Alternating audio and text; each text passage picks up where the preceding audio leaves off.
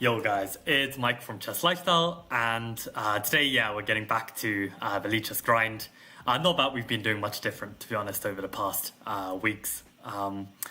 But yeah, today, unfortunately, we're only going to be able to do as much training as the timer over there because I've got a chess lesson to teach in that amount of time. So basically, we can do the training as much as we can. So let's share my screen and remind us what the training is. So I've basically just been trying to follow this routine as much as possible every day, which is one puzzle storm, matching the number of bullet games with puzzles solved. And since I'm taking a break from bullet, I'm matching the number of blitz games with puzzles solved, which I think is a better system anyway.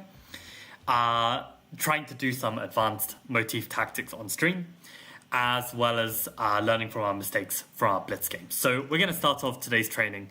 You can see that I haven't actually played any Lichess today. I've been working on my Chessable course the whole day because I found this very ambient Japanese cafe, and I was basically there from lunch till evening. I've basically eaten lunch. Well, I had a late breakfast. Woke up, gone to this cafe to have lunch, and then worked on my course for like 6 hours or something. Bought dinner at the supermarket on the way home, and then ate dinner while watching a couple new anime shows, which were pretty good. And yeah, now I'm here. So I've basically been quite. You can see I'm pretty dead. Right, I'm quite exhausted, so this is gonna be a pretty dead stream, but that's what chess training's about, right? Like, it's not here to entertain, it's here to just do the work. So let's start with a puzzle storm, and then we'll go from there. You can see how slow I am at these. Okay, what's this one? We're queening? Mate. Queen. Is it mate? Wow. Okay, and we get the rook.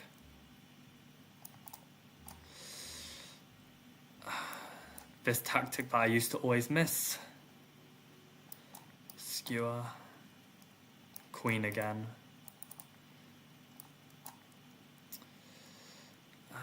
This. Yeah, so sorry if today's going to be a bit dead, but I can't control how that goes, really.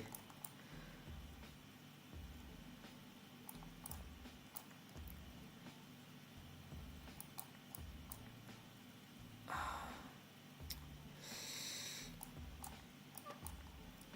doing pretty well so far. Let's try and keep it up. But then knight takes. Oh, but then we got mate on g2. Okay, nice. Check and take. Can we get away with that? I think so. Not that we had any alternative anyway. Probably check first. Oh, that's nice. Probably push.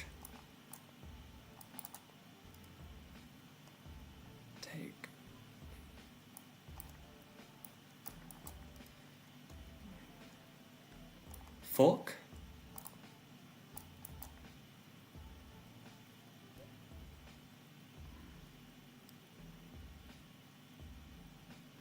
What's the move here?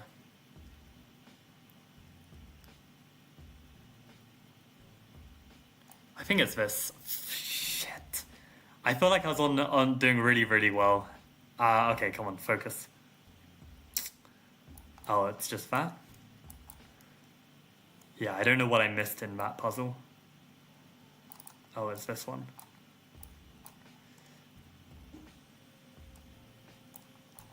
Nice.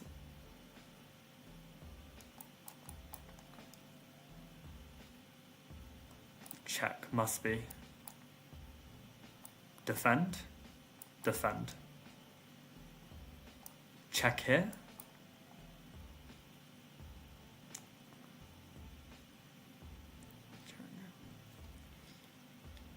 There's a fork somewhere. I didn't see it. Wait, I can take that queen, so how? What's the way to do it? For God's sake. Probably this. Queen trap?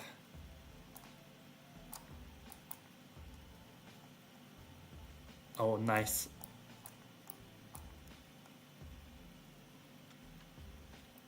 Maybe a fork?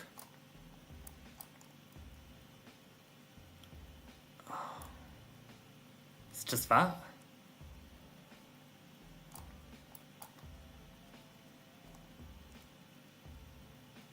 Check. Oh, check here. Nice. Has to start with that. Oh, maybe this? Okay, here? No! What? We're actually doing well. Like I think if we hadn't got those two exercises wrong, I think we were maybe close to a high score. Though I think I've managed to hit 49 once, so that's probably my high score. But yeah, okay. So this one, I thought it was just knight takes and then take here, but then we're just equal in material. So what did I miss?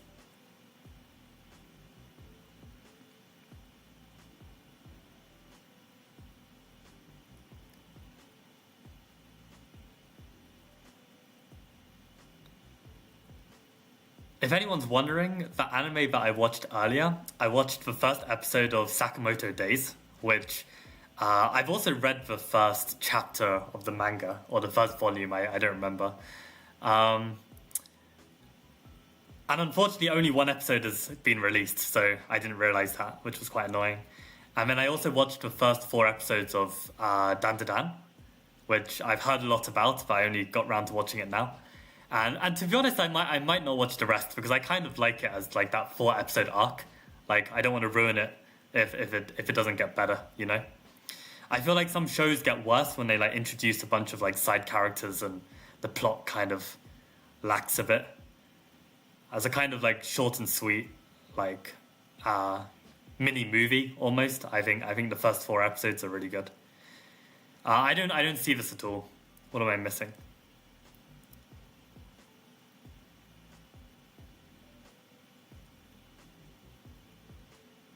Genuinely, what am I missing? Like, what's the difference between doing this and starting with this? Oh, he can take the knight. Or he can take the knight. Okay.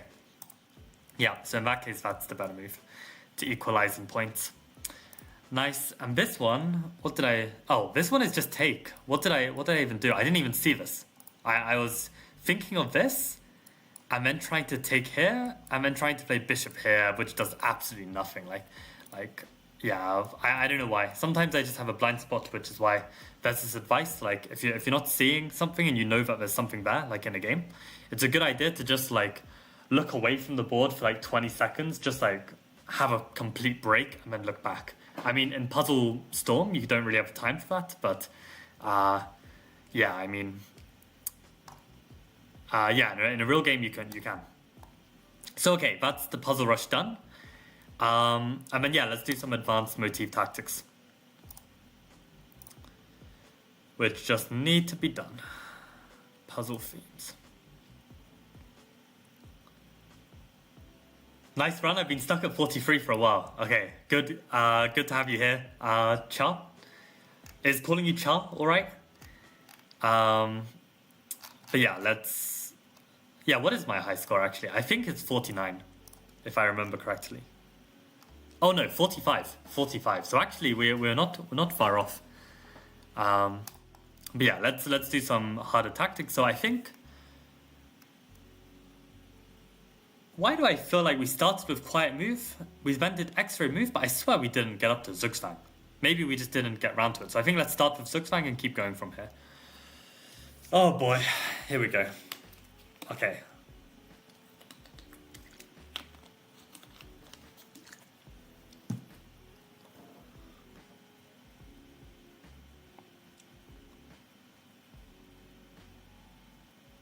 If any of you have watched Dandadan, like the first season, then let me know and we can discuss whether it's worth me watching more.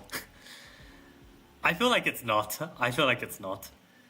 But okay, let's think. So king free pawns, king free pawns. What can we do? So candidate moves, king d2 to blockade. G4 is one option.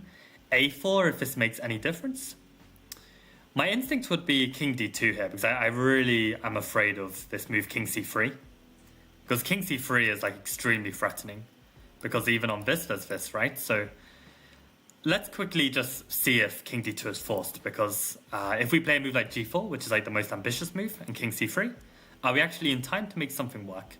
Maybe. If they push the pawn, no. Then they even queen with check, so yeah, not happening. So king d2 is forced. I mean, in that case, we can just play it. I mean, I'm so sure that this is forced. We can just play it. And then the question is, now what? So the question is whether we need to play a4 and if that affects something.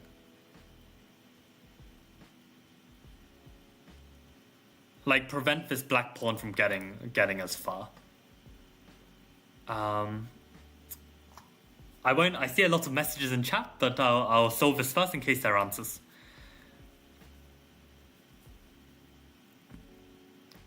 Okay, so before we can understand the impact of a4, let's just calculate g4. So if g4, let's imagine that black starts pushing the a pawn mindlessly, right? So g4, a5, then we can go g5, and if black takes us, then I think we win. We even queen with check. So g4 is a serious threat because we're threatening g5.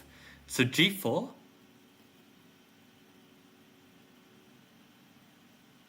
I guess they could play like king e4, but then we go g5. And if they take us, then we go h6 and we're still winning. Right? So on g4, maybe they have to play a move like king e5.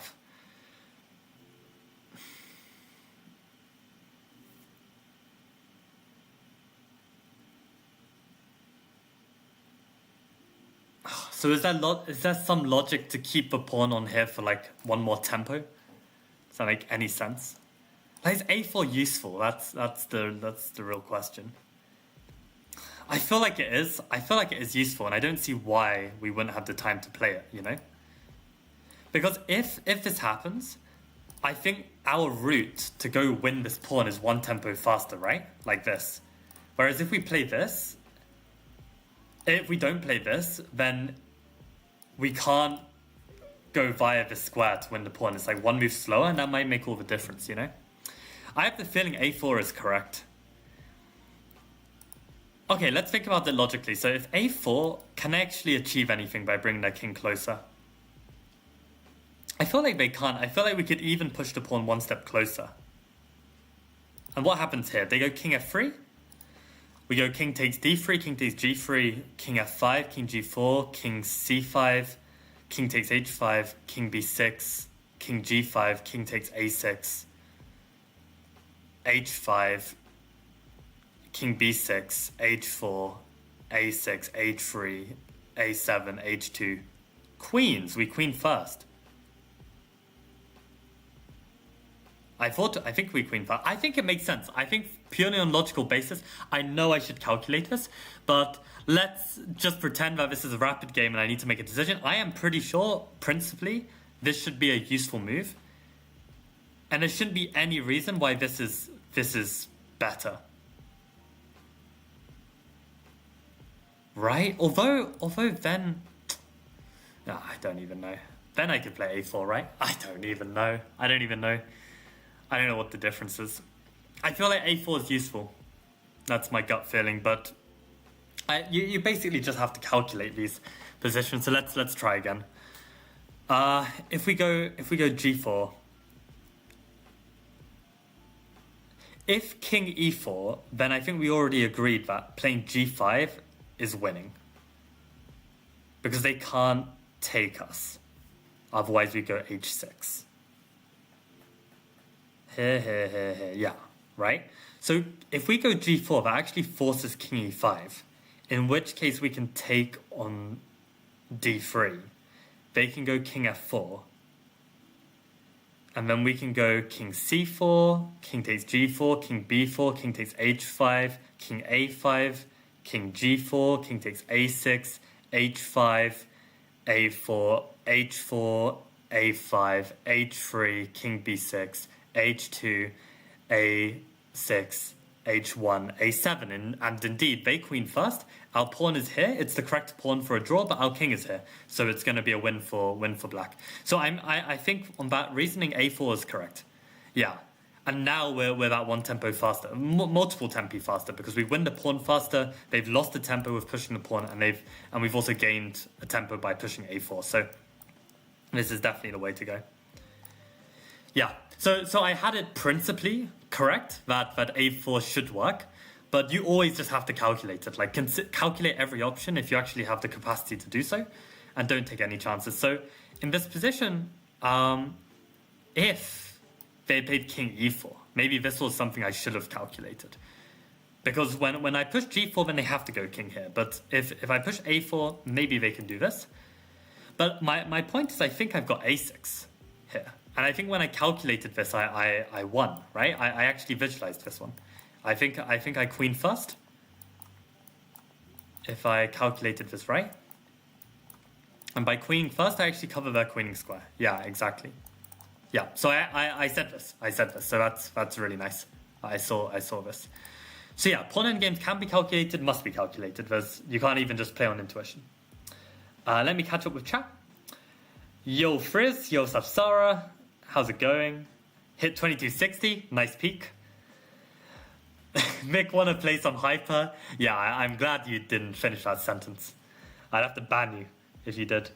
Charles says, I really liked your last vid. I can relate to when you said you don't feel that talented as opposed to hard work. I can completely relate, and I'm so impressed by the 100 puzzles for every game.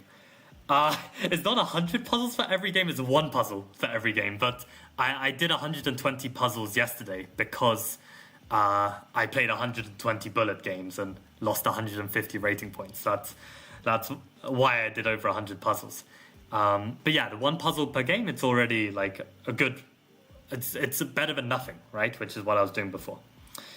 King d2 and push g4, probably, exactly. This is why you can't do that, right? You can't say the word probably, you can't say the word assume. Any of these kind of like suggestive words in pawn end games, you can't do it.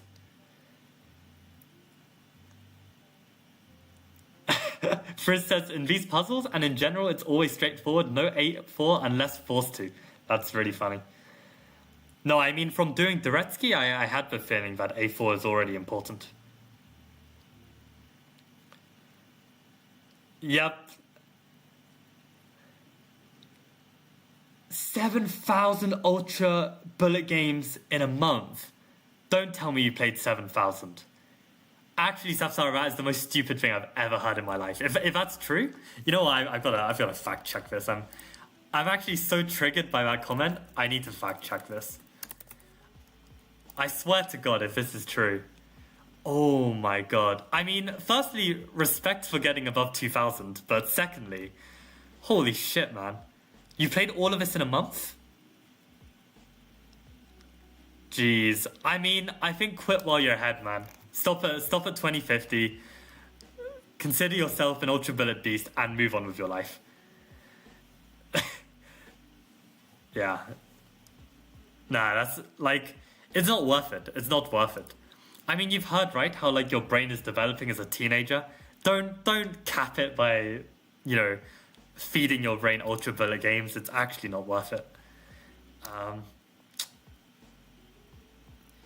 I mean, there's so many better ways to, you know, ruin your mental in much more enjoyable ways than ultra bullet. So, you know, if you're gonna have to pick an evil, at least not ultra bullet. I mean, God, it's so awful. But I don't know, if you find it fun, who am I to judge? I literally played like some terrible number of bullet games, and also that's a complete like waste of time as well. So yeah, I don't know. For some reason, my instinct is to play g5, and on king f5, play king e7, and I was just randomly calculating if e4 is forced, then I could play d4. That was like my instinct here. I'm gonna get a passed pawn like this. But I don't know if any of that is forced. But to be honest, the more I look at it, the more I like it. I mean, it kind of looks promising. But again, this kind of looks promising. It's like you can't do that in pawn endgames. You have to calculate. Because one tiny detail and it can completely screw over your intuition. So you just have to calculate. So let's start with the basics. Let's evaluate. So it's 6 against 6. We have the healthier pawn structure. So in theory, this should be a slight asset to us. The downside of this position is that their king is much more active than ours. So if anything, I would have thought that white has the better chances here. But we do have the turn. I could easily imagine if it's white's turn to move, white is winning. But we have the turn. So what candidate moves do we have? We've got b4, d4, g5, h5, f5, f6, king e7, king e8, king g7, king g8. These are all the possible legal moves. Now, if we play either d4, it gets taken, or b4, I think also gets taken, and we cannot create a passed pawn. So not either of these two moves. g5 is a check and interesting. King e7 activating the king is interesting. King e8 makes far less sense. Same with king g8. King g7 makes a bit of sense, but less active than king e7. So king e7, g5. h5 really doesn't make too much sense. I mean, we're practically dropping a pawn here. We still can't make a passed pawn with these pawns. So not h5. f6 or f5 can be met by the same fate, and I don't like that at all since they've got king e5. So that leaves us with g5 or king e7. Now, on g5, you've got 3 different candidate moves. On king e7, they've also got many candidate moves. They've got time to play a pawn move as well if they want it. But they cannot bring their king forward, so that is a plus. Now, if we go g5 and they do bring their king forward and we go king e7, are they in a Zugzwang? Oh, this is the theme of the session as well, Zugzwang, which I completely forgot about. If they push e4, I think this line that I found was pretty strong. They take the pawn, and I go b4. They do have a majority, but I think I'm just faster. Right, they can give a check, I can go king d7. They can come in.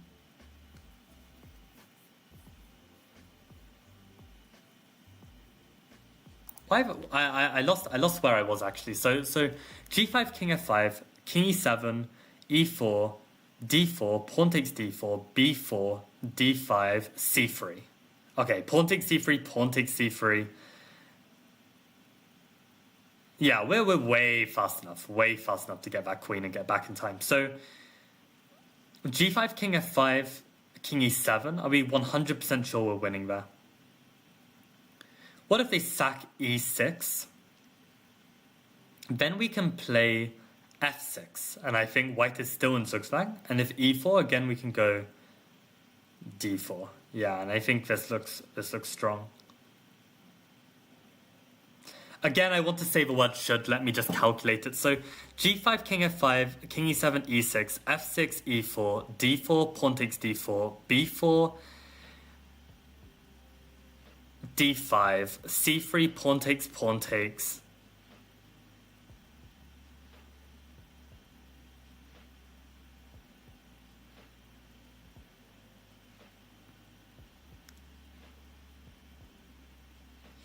Maybe they can go d6 check, king takes d6, king takes f6, c2, e7, and I feel like we queen at the same time. Are you kidding me? Did I get that right? Here, if f6 as my winning attempt. First of all, I missed out they can actually play this. So I'm starting to have more and more doubts about f6 as a move. But I think my line was this, in which takes, push, takes, and Oh yeah, I've lost count there, but I don't believe in f6 anymore. So if they go e6, what if I just take it? They go king e5, and are we winning this? Oh god, I hate pawn endgames. So maybe it's not this g5, you know? Like let's try and calculate king e7 for a sec. So king e7. If they push e4 and we go d4 and they take and we go b4, are we winning that? They can go king e3, we can go c3, they can take, we can push b3, but then they can go king d3 and they're in time to stop the pawn. So I feel like it has to be this g5. And what if they go back, like king f3? Do we actually have a winning idea here? I mean this pawn is going to drop, right? This looks very promising. King e7, but then they can go e4. Yeah, but then we can go king e6, and then when we take this is very active. So I think g5 is correct. It's definitely the most promising. After king e7 though. What if they play e6? This is my problem. Maybe I have to play f6. Maybe I have to play f6. And when I come here, well, when they go here, I push the pawn. They take me. I go b4. They push d5. I go c3.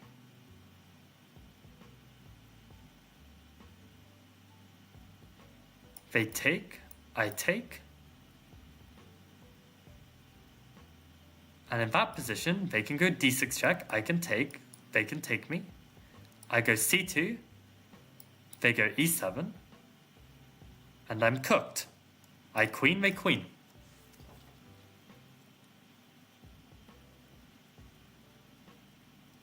I'm trying to look at the resulting final position if I've got like a winning queen endgame. But I don't think so. But there's no other moves, right? If I start with king e7,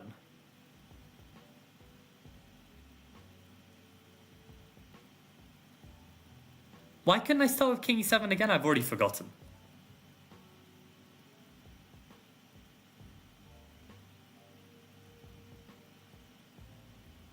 Why can't I just play king e7? Was it e4? Was that the problem? But here, then I can just go king e6.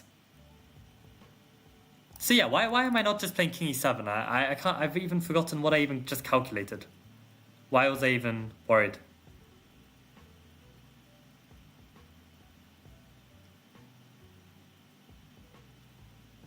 Like now I look at it, I don't even see a reason why. I mean, I'm literally just getting my king up to here. King e7, if they play h4, I go king e6. And whichever pawn they push, I just block and then... Oh, am I screwed? King e7, h4, king e6, and then let's say they push g5. And if we go h5, then I feel like they can go e4. Right? If I take, then they take, and I think I'm ruined. And if I push, then they take, and then I feel like this central mass is too strong. But maybe it's not. Maybe it's fine. Maybe we just go back or something.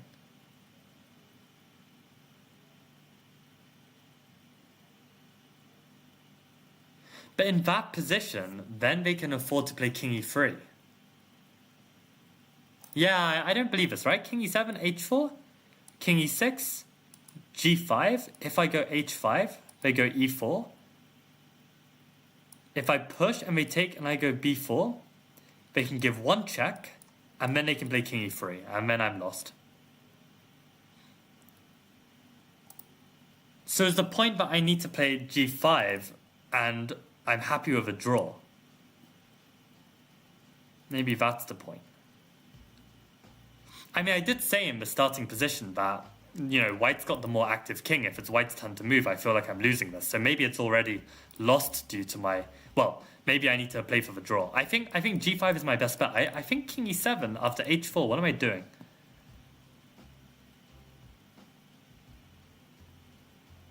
I mean, it looks really bad.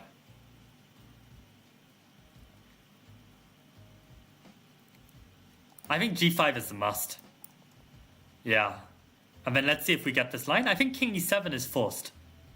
I mean, this makes no sense. f6 really makes no sense. So king e7 has to be played. Yeah, and we get e6, which is my line. And then, yeah, this f6, I calculated that we tie in the pawn race. I don't think he's got king g6, though, because we can take him when he takes. I feel like this is quite solid. But, okay, I feel like, again, I'm using intuitive words. This is a pawn endgame. You cannot rely on your intuition. You have to just calculate. So, what options do we have? It's literally push or take. I can't believe I'm gaining only like +6 for these exercises. It's actually a joke.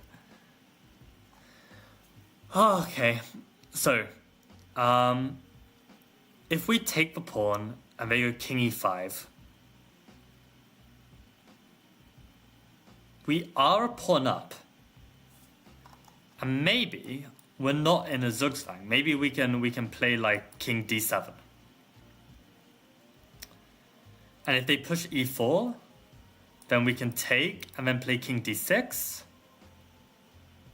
Yeah, and we have an extra pawn. I mean, this should even be decisive, I think. I think this should even be decisive. I mean, we play here, we push check, we come back. They go back, we come forward. Yeah, I think this is even winning. So why was I so afraid of this? Why did I just not consider king d7? Maybe I just thought his king was too active or something, but... A pawn is a pawn. So, are there any other moves like king g6 we need to worry about? What if we then push e5? They take and we push d4. I think we're definitely faster. Because we can take and then we make a passer again. So I think it's just this. Okay, can I say with absolutely certainty, yes, this is the correct answer?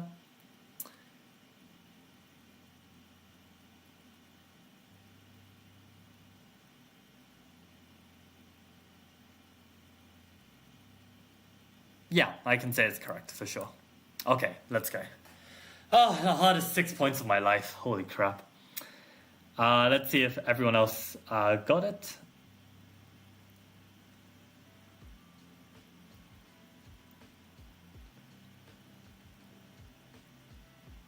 Yeah, I need to get into an intense endgame training when I have the time, which is never. I have another physics exam, maths exam, oh boy. Okay, well... What year are you in first? Are you in your last year of uni studies? Also, welcome Niku to the stream. How's it going?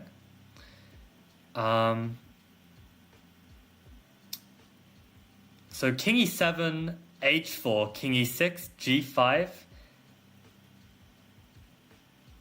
I guess you mean h5 there. e4, d4, cd4, b4, and win.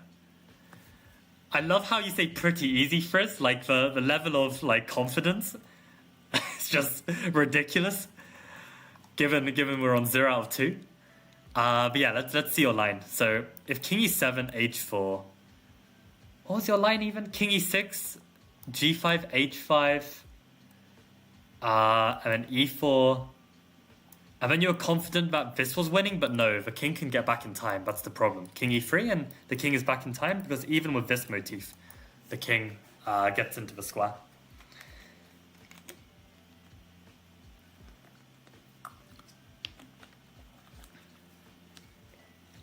Yeah, so you had the right... Well, you even had this motif of playing c3, b3, but it's still not enough.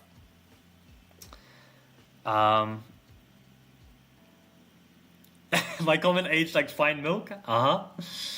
F6 here is no move. Yeah, so f6 I think is just a draw.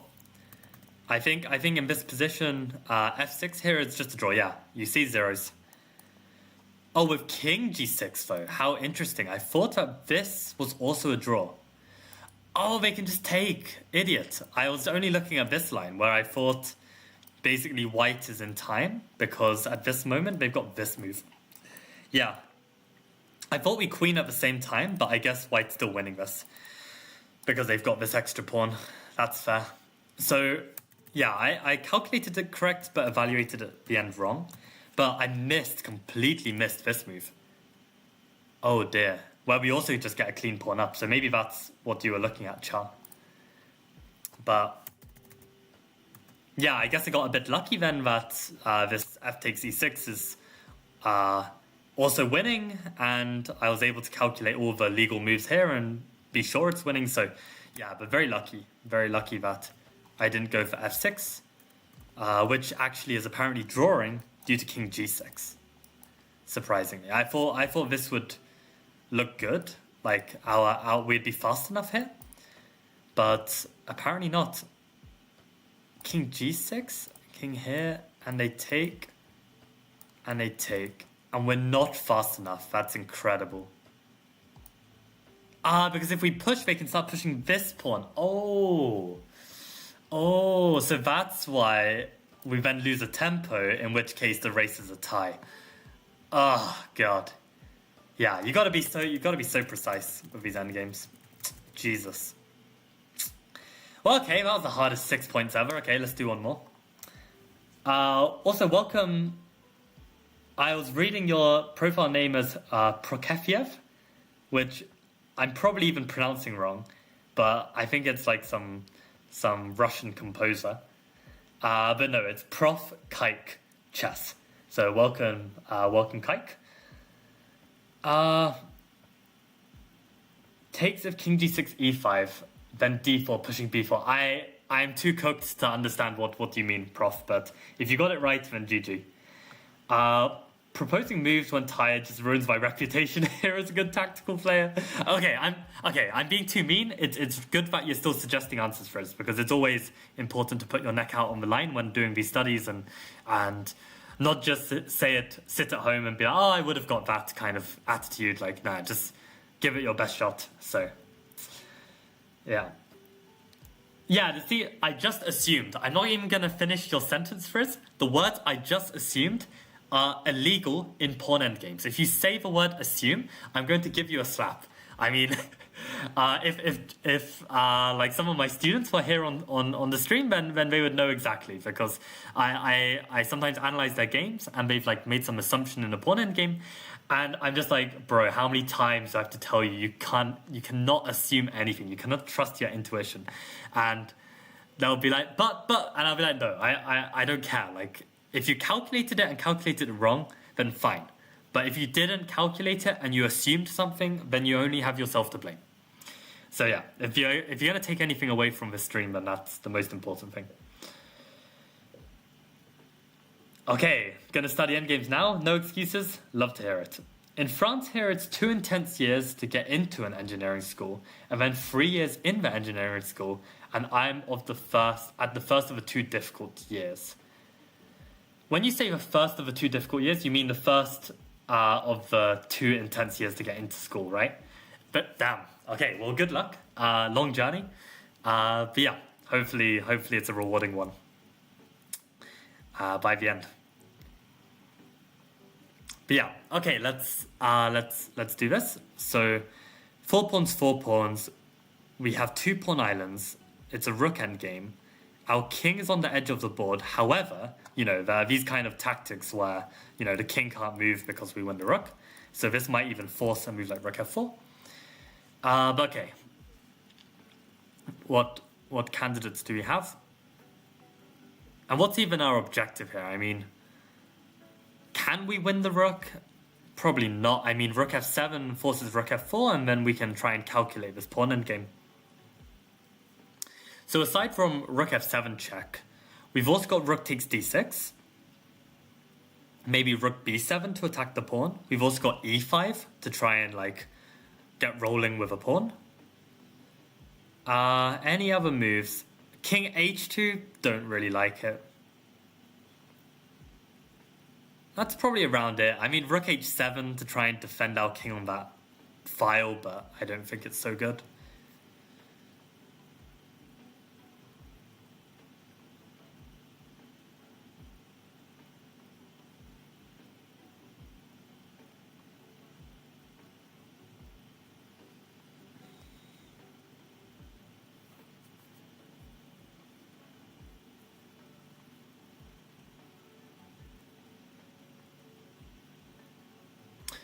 Right, okay.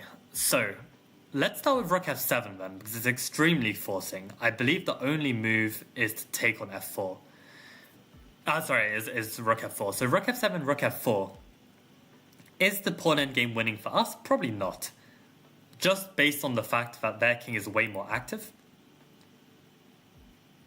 But let's actually calculate. Rook f7, rook f4, rook takes, king takes. Where can we go? Can we try anything at all? I don't see any bright ideas. King h4, king here. They take. And they're even in time to come back, so we don't even get a passer. Like, no, it's just not good. So rook f7, rook f4, do we have any other moves here? Like, if only we could, like, push a pawn defending our rook or something, but I don't think there's alternatives here, so probably not rook f7 then. What about rook takes d6? Well, winning a pawn is always useful in the closer we get to a raw pawn endgame. So what can we do? Well, they can threaten mate, but any move that threatens mate, we at least have this move rook f6 to kick away the king. And we are attacking this b6 pawn. I mean, from a practical perspective, this move definitely looks like a good try.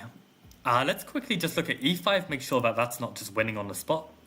I mean, they'll take it, and how is the position changed?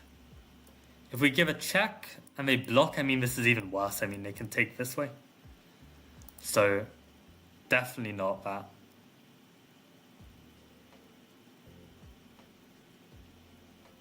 I feel like there's no other moves than rook takes d7. I mean, how bad are these threats really? I mean, we can always play rook f6 check, pick up another pawn. I mean, the more pawns we win, the closer we get to at least securing a draw. I mean, practically speaking, this is the only move. I'm really trying to dig deep just in case there's any other surprising move. I don't see it, so let's take it. Oh my god, it's not that.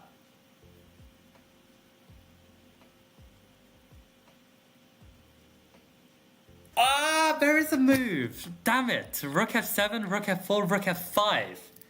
Oh, I want to die. I couldn't dig deep enough to find this move. I just assumed that assume. Bad word. I don't know. What I was going to say was I assumed that I would have to move off the file, but I actually have this rook f5. So, okay, let's actually calculate it and see why it's winning. I'm sure it's this. I'm sure it's rook f5. So king e3 is the only move in which... Oh my god, Mr. Win. But yeah, at least we saw it very soon after, but okay. You don't get any prizes for second place in chess, so yeah, just king d3. I mean, this is the move. Oh my god, I missed the win.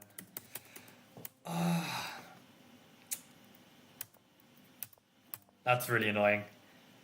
Should I try and squeeze in a final exercise? Go on, let's do a final Zugzwang exercise. I don't have the time really, but let's do it.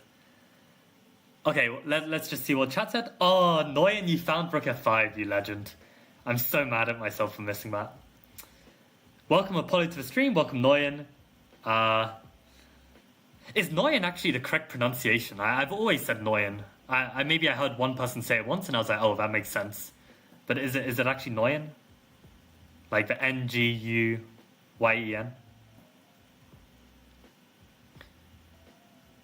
And actually, Nguyen is Nguyen a Vietnamese name? Like, where is Nguyen from actually, or is it Nepalese? If you don't mind sharing, of course, you can stay 100% anonymous if you prefer.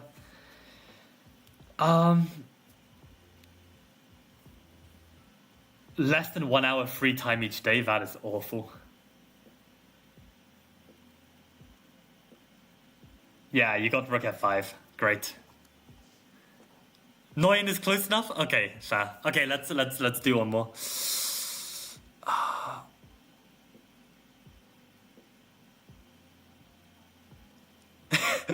Because Nguyen, yeah, you say you're Viet homie. Whereabouts in Vietnam? Because did you know I'm actually in Vietnam right now? Like this is gonna be such a mindfuck for you if we're in the same city. I'm in Ho Chi Minh. I'm in Ho Chi Minh for the next like couple weeks. So if you play chess, I mean, I wanted to check out the Saigon Chess Club, but it's closed for Tet. I don't know how to pronounce Tet. Is it Tet? The festival? But yeah, let me know. Let me know. I mean, if you're in Ho Chi Minh, then we meet up and we play some chess because, like, I'm just like, I mean, I don't need any distractions in the sense that like I'm working really productive on my Chessable course right now. Like I did like 6 hours today. So my plan is literally I'm gonna teach this chess lesson. I'm gonna head to bed. I'm gonna wake up. I'm gonna eat my breakfast, brush my teeth, have a shower, head straight to the cafe, work another 6 hours. Eat my lunch there, get my dinner from the supermarket, watch anime as I eat my dinner, and then teach more lessons, go to sleep, wake up, routine, cafe, chess, and then, oh, you're in Hanoi. No, we missed out by a flip of a coin. I could easily be in Hanoi right now, but I just like I don't know why I chose Ho Chi Minh City. I was just like, let's go to this one instead. I think it was like I took the. Did I take a train from Cambodia? Yeah, I took the train from Phnom Penh from Cambodia to Ho Chi Minh City. So like that was cheaper and easier than. Did I take the train? I've already forgotten. Did I take the train or did I fly? I'm pretty sure I took a coach. I took a coach from Cambodia to Ho Chi Minh. So yeah, it was kind of like an easier route. But I'm so mad. Yeah, it's 1 a.m. for me. I mean, this is how it goes. I'm waking up at like midday and sleeping at like 3 a.m. and it's fine because I mean I think time is just a construct anyway. I mean on my laptop it says it's 5:56 p.m. So like as long as you're getting enough healthy food and walking outside when it's sunny and it's fine, it doesn't matter. What will your next course be about? My next course is going to be on the Gurgenitsa Modern. It's a very rare opening that used to be popular in the 70s. It was played by the likes of Petrosian, Botvinnik, like really, really strong players. It's a completely legit opening, but it's out of favor currently at the top level because according to Engine, it's slightly too dubious to be made work. But I mean, in terms of its like dubious level, it's kind of on the similar level as like a Benoni. And Benonis are still very legit, especially up to like FM, IM level. So basically, I think it's a really slept on opening. And I've been working flat out to try and get this course written, analyzed, all the model games annotated by the end of January. So this is why I've been working very hard on it. But I think in terms of like the quality compared to C3 Venom, I mean, C3 Venom had a lot of very unique points that I think makes it such a gem that it is. But this course, in terms of its structure, in terms of its analysis, in terms of its like content, I actually think it's incredible. I think it's incredible. If I just keep this up and I, get to the finish line, I don't drop dead halfway through, I think this is going to be a fantastic course. And not only that, I have Grandmaster Damien Lemos to like discuss with for like all of the lines, and he's going to be doing the video for the course. And Damien is like an absolute veteran of like content creation. Like he used to be one of the main content creators on iChess. So yeah, really, really cool person to have working together with. Yeah, basically the course is going to be insane. So yeah, hope you enjoy it when it comes out. Oh, how's my Vietnamese? I have to admit, I am extremely terrible at this because I've been visiting so many countries. I've been really bad at learning any basic language, which is really poor. But I do think I make up for it in my respect to the culture. Like, I feel like I eat the local food all the time. Like, I feel like I integrate well with the local scene, even if I don't know the language. So I think like it's a good compromise. That's my excuse anyway. If you happen to visit Hanoi, unfortunately I'm not. Like after Ho Chi Minh, I'm going to be heading to Jakarta. Yeah, basically, I mean, this trip is like kind of a bit of like a taste, uh, taste into living in Southeast Asia, and probably I come back in a few years and you know, do some more experimenting. But yeah, it's been fantastic so far. Like I love it. Yeah, the son is a paid actor, and on that note, guys, 1 minute, I have a chess lesson to teach, so I'm gonna have to call it a day there. Unfortunately, this Zugzwang exercise will have to wait. So on that note, guys, thanks for tuning in, and see you guys on Friday for another workout. Okay, adios.